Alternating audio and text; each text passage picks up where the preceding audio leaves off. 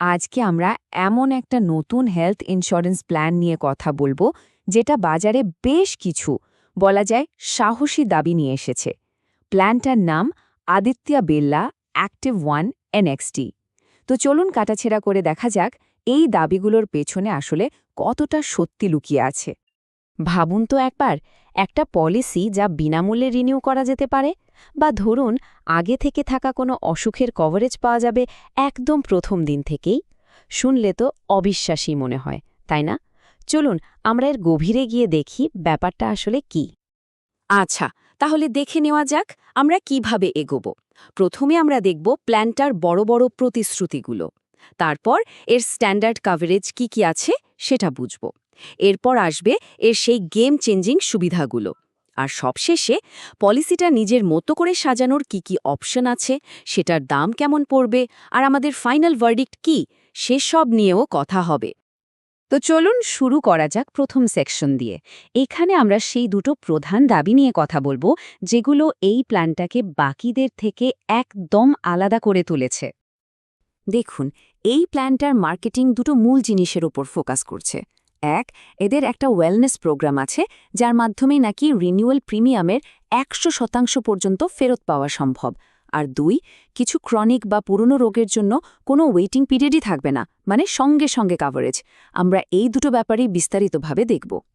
তবে হ্যাঁ, এই সব দারুণ দারুণ ফিচারগুলো নিয়ে কথা বলার আগে আমাদের কিন্তু এর বেসিক কাভারেজটা একবার দেখে নিতে হবে। মানে একদম স্ট্যান্ডার্ড প্ল্যানে কি পাওয়া যায় সেই ভিড়টা আগে জেনে নেওয়া যাক। এই প্ল্যানে কারা কারা যোগ দিতে পারবেন সেই যোগ্যতাটা কিন্তু বেশ ব্যাপক।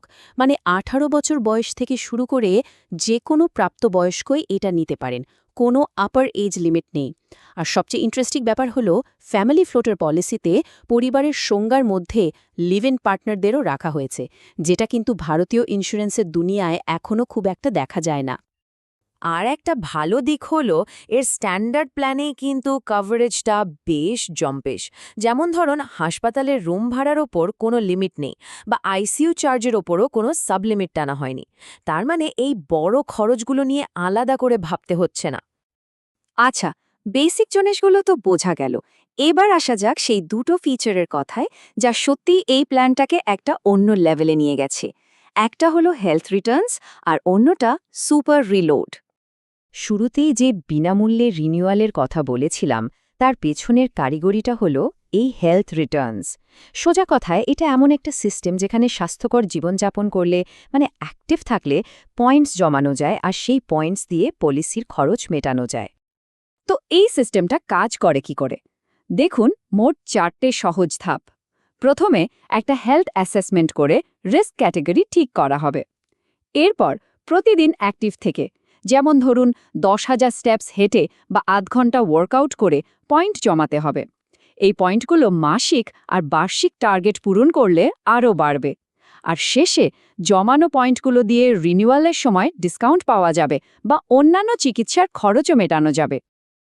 এখন এই স্লাইডটা কিন্তু খুব গুরুত্বপূর্ণ, কারণ এখানে সুপার রিলোড আর সাধারণ রেস্টোরেশন বেনিফিটের মধ্যে পার্থক্যটা বোঝানো হয়েছে। সাধারণ রেস্টোরেশনে কি হয়? কভারের টাকা শেষ হয়ে গেলে সেটা একবার রিস্টোর হয়, কিন্তু সেটা পরের কোনো ক্লেমের জন্য। কিন্তু সুপার রিলোড জিনিসটা আরও পাওয়ারফুল। এটা আনলিমিটেড বা রিস্টোর হয়। আর সবচেয়ে বড় কথা, এটা একই ক্লেমের মধ্যেও ব্যবহার করা যায়। মানে বেস অ্যামাউন্ট শেষ হয়ে গেলে সঙ্গে সঙ্গে এটা কাজে লেগে যাবে। এখন প্রশ্ন হলো, ক্লেমের সময় টাকাটা কোন ফান্ড থেকে কিভাবে ব্যবহার করা হবে? এর একটা নির্দিষ্ট ক্রম আছে।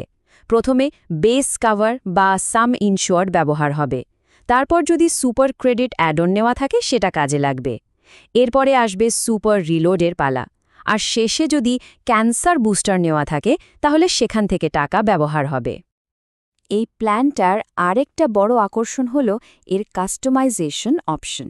এখানে 15টারও বেশি অ্যাড অন বা ঐচ্ছিক রাইডার আছে। মানে ব্যাপারটা অনেকটা নিজের প্রয়োজন মতো একটা টুলকিট বানানোর মতো। যার যেটা দরকার সে শুধু সেটাই বেছে নিতে পারে। এর মধ্যে কয়েকটা অ্যাড অন কিন্তু বেশ কাজের। যেমন সুপার ক্রেডিট, এটা প্রতি বছর কভার বাড়াতে থাকে, যা দিয়ে চিকিৎসার বাড়তে থাকা খরচ সামলানো যায়। আবার ক্লেম প্রোটেক্ট নিলে গ্লাভস, সিরিঞ্জের মতো ছোটখাটো নন মেডিকেল খরচগুলো কভার হয়ে যায়, ফলে পকেট থেকে কোনো টাকাই দিতে হয় না। আর যাদের পরিবারের ডায়াবেটিস বা ক্যান্সারের মতো রোগের ইতিহাস আছে, তাদের জন্য তো নির্দিষ্ট রাইডারগুলো খুবই উপকারী।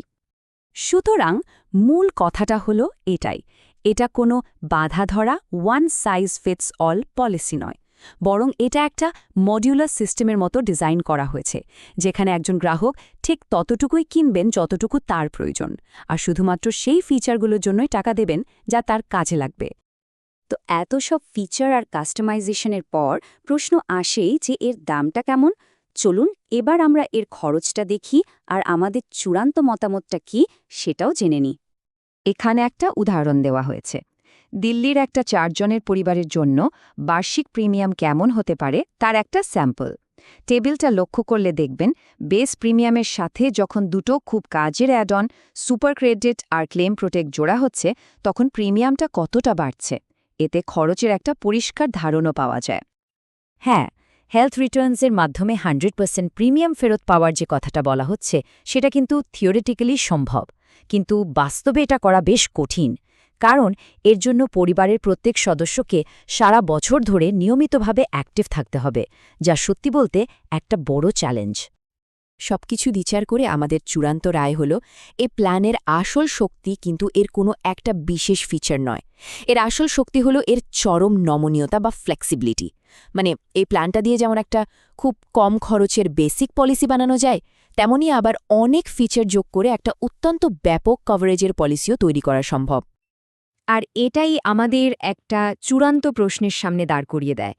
আজকের এই পার্সোনালাইজেশনের যুগে হেলথ ইন্স্যুরেন্স কি একটা ফিক্সড প্রোডাক্ট হওয়া উচিত, নাকি একটা কাস্টমাইজেবল টুলকিট হওয়া উচিত, যা আমরা নিজেদের প্রয়োজন মতো গড়ে নিতে পারব?